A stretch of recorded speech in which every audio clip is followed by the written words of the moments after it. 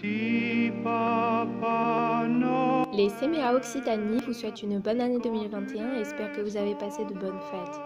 D'ailleurs, en parlant de fêtes, connaissez-vous les différences qui existent entre les fêtes de fin d'année en France et en Allemagne? C'est ce que nous vous proposons de découvrir dans cette courte vidéo créée avec la participation des BPGEPS Animation Culturelle de Toulouse et le soutien du Fonds citoyen franco-allemand. La couronne de l'Avent. Der Adventskranz. Cette tradition remonte à l'Antiquité.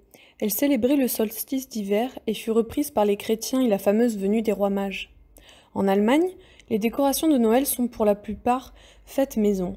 Ramassées dans la forêt ou achetées dans un magasin de jardinage, les branches de sapin, les pommes de pin et le hou viendront orner la maison familiale allemande. En ce qui concerne la couronne de l'Avent, elle a un rôle plus particulier que celle de simple décoration. Elle sera placée au centre de la table et rehaussée par 4 bougies qu'on allumera successivement tous les dimanches précédant Noël afin de décompter les semaines. En France, cette couronne, composée des mêmes agréments, est accrochée aux portes. Pourquoi, me direz-vous? Car elle est symbole d'hospitalité et de festivité. Sur la porte ou sur la table, qu'importe, c'est en tout cas une tradition que nous avons en commun avec nos voisins de l'autre côté du Rhin. Les marchés de Noël. Die Weihnachtsmärkte. D'abord, un peu d'histoire. Où sont nés les marchés de Noël? La plus ancienne trace d'un marché de Noël a été retrouvée à Vienne, en Autriche, en 1294. Celui-ci était centré sur la Saint-Nicolas, le patron des enfants, encore très connu en Allemagne aujourd'hui. Chaque grande ville de France ou d'Allemagne propose son propre marché de Noël en centre-ville. Mais les marchés de Noël français et allemands d'aujourd'hui sont-ils comparables? Quand ils vont se balader sur le marché de Noël, les Allemands aiment manger des chouchous, ces cacahuètes caramélisées, et boire du vin chaud. Jusque-là, c'est très similaire. Une chose très populaire chez les Allemands et les Alsaciens, qu'on ne trouve pas sur les marchés de Noël dans le reste de la France, ce sont les cœurs de pain d'épices. Mis sous plastique et affublés d'un cordon, ils servent d'ailleurs davantage de présents ou de décorations que de friandises. A l'inverse, un incontournable du marché de Noël français qu'on ne retrouve pas forcément en Allemagne, c'est le stand de marrons chauds. Qu'on les aime ou pas, l'odeur de ces fruits grillés nous plonge autant dans l'esprit de Noël que l'odeur du chocolat. Une autre différence culinaire notable, mais qu'on retrouve dans tout événement de ce genre, ce sont les plats proposés aux visiteurs. Tout comme les marchés de Noël français ne pourraient pas exister sans au moins 2 stands de crêpes, on trouve évidemment sur les marchés de Noël allemands au moins 2 stands de saucisses grillées.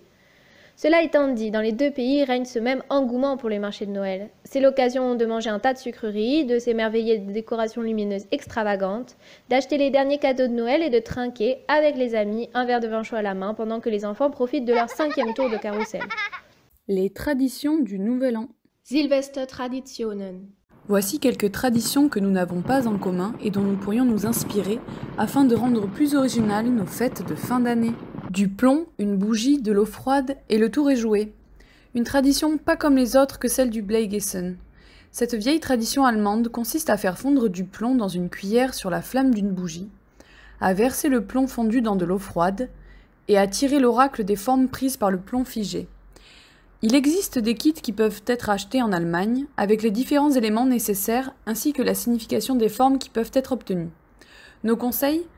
Aérez bien la pièce, ne laissez pas les enfants s'approcher et lavez-vous bien les mains avant et après. Et surtout, n'hésitez pas à réaliser cette prophétie avant minuit. L'épiphanie, ou la venue des rois mages, se célèbre le 6 janvier en France. Et à cette occasion, nous consommons la galette des rois. Brioche ou frangipane ? En fonction des régions, on ne mange pas la même chose. Dans le sud du pays, nous mangeons de la brioche à la senteur fleur d'oranger, moelleuse et aux fruits confits. En Franche-Comté, il existe une galette comtoise. Elle a l'aspect d'une galette à la frangipane, mais à l'intérieur, elle ressemble à un flan. Dans le reste de la France, la galette des rois à la frangipane est faite de pâte feuilletée, badigeonnée de jaune d'œuf, dans laquelle on fourre un mélange de poudre d'amande, sucre, œuf et beurre. Quel délice! Quelle que soit la pâtisserie que vous choisirez, croquez-la avec prudence, car dedans se cache une fève en porcelaine. Pendant l'Antiquité, on plaçait une fève de haricot dans un pain. Elle symbolisait la fécondité et la renaissance, car elle était la première à germer au printemps. Cette tradition permettait de s'en remettre au hasard pour désigner un roi le temps de la fête, mettant ainsi esclaves et maîtres sur un pied d'égalité. Après vous avoir présenté ces quelques traditions hivernales de France et d'Allemagne, nous espérons vous avoir donné l'envie d'en apprendre un peu plus sur vos voisins et pourquoi pas de les imiter cette année.